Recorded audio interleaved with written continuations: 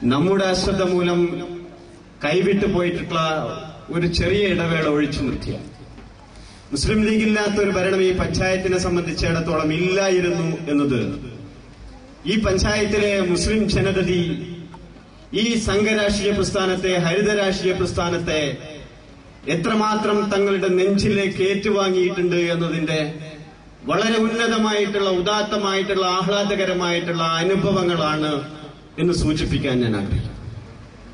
കേവലം മുസ്ലിം ലീഗിന്റെ പ്രവർത്തകന്മാർ മാത്രമല്ല, മുസ്ലിം ലീഗ് എന്ന് പറയുന്ന രാഷ്ട്രീയ പ്രസ്ഥാനം മുന്നോട്ട് വെക്കുന്ന ആശയങ്ങളെയും ആദർശങ്ങളെയും സ്വന്തം മനസാക്ഷിക്കനുസൃതമായി അംഗീകരിച്ചു മുന്നോട്ട് പോകാൻ തയ്യാറായിട്ടുള്ള ഈ പഞ്ചായത്തിലെ വിവിധ കക്ഷി രാഷ്ട്രീയത്തിൽപ്പെടുന്ന ആളുകളും അതോടൊപ്പം കക്ഷി രാഷ്ട്രീയങ്ങൾക്ക് അതീതമായി ചിന്തിക്കുകയും ചെയ്യുന്ന മഹാഭൂരിപക്ഷം വരുന്ന ഒരു ജനത എക്കാലവും ഈ മുസ്ലിം ലീഗ് പ്രസ്ഥാനത്തിന്റെ ആശയങ്ങളെയും ആദർശങ്ങളെയും ഉൾക്കൊണ്ടു എന്നതുകൊണ്ടാണ് പതിറ്റാണ്ടുകളായി ഈ പഞ്ചായത്തിന്റെ ഭരണസാരഥ്യം ഏറ്റെടുക്കാൻ മുസ്ലിം ലീഗ് എന്ന രാഷ്ട്രീയ പ്രസ്ഥാനത്തിന് ഈ മണ്ഡലത്തിൽ സാധിക്കുന്നത് എന്നുള്ളതാണ് വളരെ വിനയത്തോടുകൂടി ഈ സന്ദർഭത്തിൽ ഞങ്ങൾക്ക് സൂചിപ്പിക്കാം. തദ്ദേശ സ്വയംഭരണ സ്ഥാപനങ്ങളിലേക്കുള്ള തെരഞ്ഞെടുപ്പ് ആസന്നമായിട്ടുള്ള ഒരു ഘട്ടത്തിലാണ് നമ്മൾ ഇവിടെ സമ്മേളിച്ചിട്ടുള്ളത് എന്ന് നിങ്ങൾക്കെല്ലാവർക്കും അറിയാം. ഈ പഞ്ചായത്തിന്റെ ഭരണസാരഥ്യം മുസ്ലിം ലീഗിന്റെ കരങ്ങളിൽ നിന്ന് അല്ലെങ്കിൽ UDFന്റെ കരങ്ങളിൽ നിന്ന് തട്ടിമാറ്റുന്നതിന് വേണ്ടിയുള്ള ആസൂത്രിതമായിട്ടുള്ള ശ്രമങ്ങളെ സർവശക്തനായിട്ടുള്ള റബ്ബിന്റെ അനുഗ്രഹത്താൽ ചെറുത്തു നിൽക്കാനുള്ള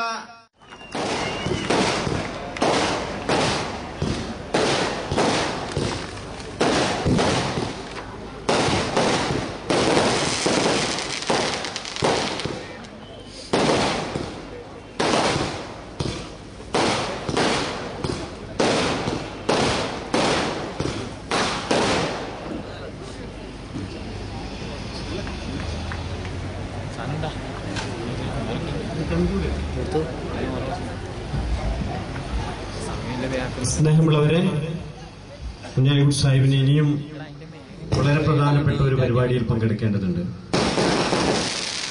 അതുകൊണ്ട് ഈ സമ്മേളനം ഔപചാരികമായി ഉദ്ഘാടനം ചെയ്തുകൊണ്ട് മുസ്ലിം ലീഗിന്റെ സംസ്ഥാന ജനറൽ സെക്രട്ടറി കുഞ്ഞാലിക്കുട്ടി സാഹിബ് നമ്മോട് സംസാരിക്കും. വളരെ വൈകാരികമായിട്ടുള്ള ഒരു അനുഭവം ഈ പഞ്ചായത്തിന് കുഞ്ഞാലിക്കുട്ടി സാഹിബിന്റെ സാന്നിധ്യം പകർന്നു നൽകുന്നുണ്ട്.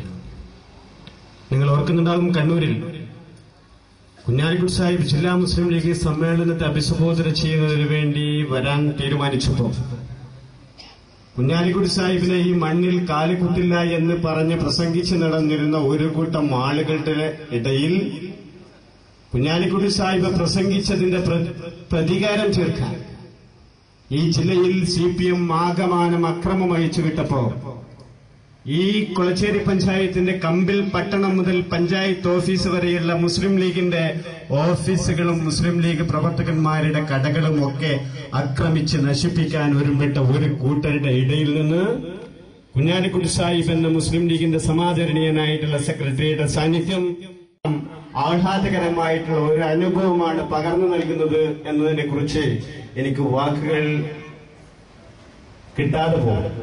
അതുകൊണ്ട് ആ വലിയ സാന്നിധ്യത്തിന് നന്ദി പറഞ്ഞുകൊണ്ട് ബഹുമാന്യനായിട്ടുള്ള കുഞ്ഞാലിക്കുട്ടി സാഹിബിനെ ഈ സമ്മേളനം ഉദ്ഘാടനം ചെയ്യുന്നതിന് വേണ്ടി ആദരവുകളോടുകൂടി ഞാൻ ക്ഷണിക്കുന്നു.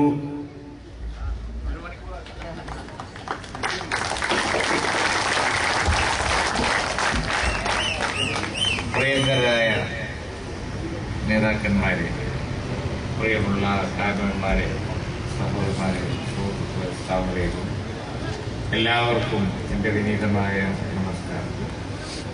ഇവിടെ നിങ്ങളുടെ ഈ ആവേശോജ്വലമായ യോഗത്തെ അഭിസംബോധന ചെയ്യാൻ എനിക്കതിയായ സന്തോഷമുണ്ട്. കണ്ണൂരിലെത്തുമ്പോൾ എപ്പോഴും ഈയിടെയായി ഒരു യുദ്ധം ജയിച്ച ആളുകളെയാണ് ഞാൻ അഭിമുഖീകരിക്കുന്നത്.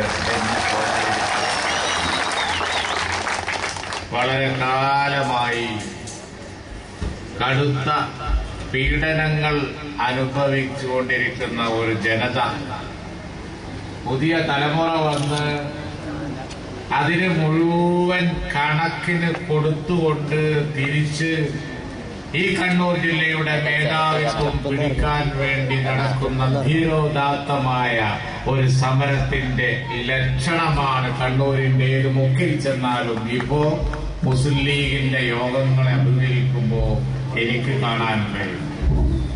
ചുറുചുറുക്കുള്ള ചെറുപ്പക്കാർ കേവിയും അതുപോലെ മൗലവിയായിട്ട് സംസാരിച്ച് ഞങ്ങളിങ്ങനെ കഴിഞ്ഞ പ്രദേശത്ത് നിന്ന് ഈ പ്രദേശത്തേക്ക് വന്നുകൊണ്ടിരിക്കുമ്പോ മുസ്ലിം ലീഗിലേക്കുള്ള ചെറുപ്പക്കാരുടെ ഈ പൂലം കുത്തി ഒഴുക്കിനെ കുറിച്ചാണ് ഞങ്ങൾ സംസാരിച്ചു കൊണ്ടിരുന്നത്.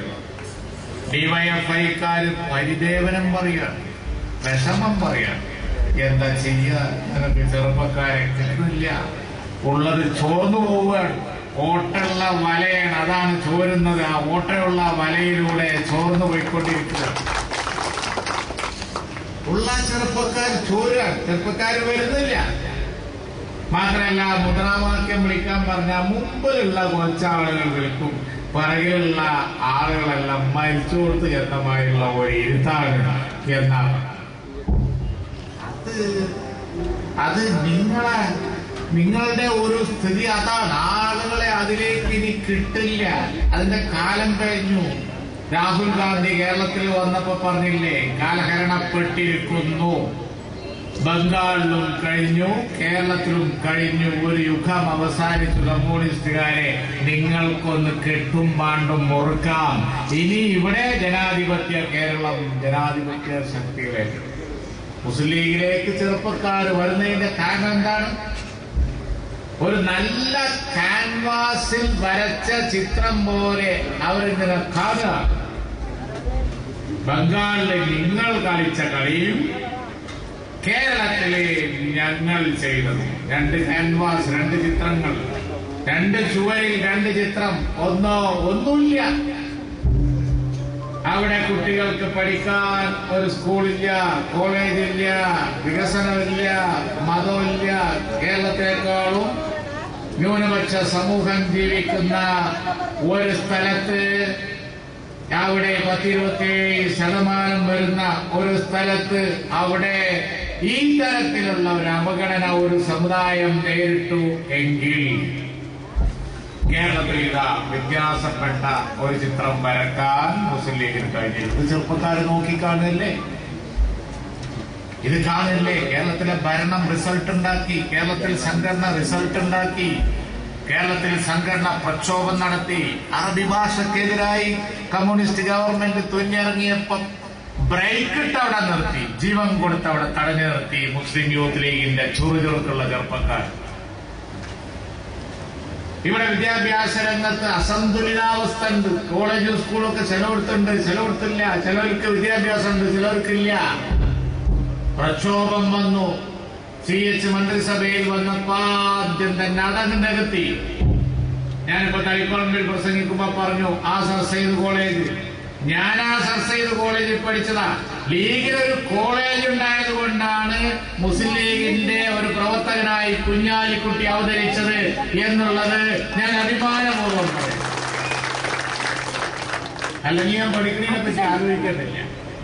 പാണക്കാട് പൂക്കോയ തങ്ങളുടെ കോലായിൽ ഇങ്ങനെ നിൽക്കുമ്പോ ഒരു ദിവസം എന്നോട് പറഞ്ഞു തളിപ്പറമ്പ് കോളേജിൽ പോയി പഠിക്കാൻ.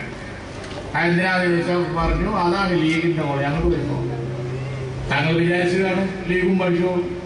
പഠിക്കാൻ നല്ലത് കണ്ണൂരിൽ നിന്നാണല്ലോ, അതിൽ യാതൊരു സംശയവും ഇല്ല. അത് പാണക്കാട്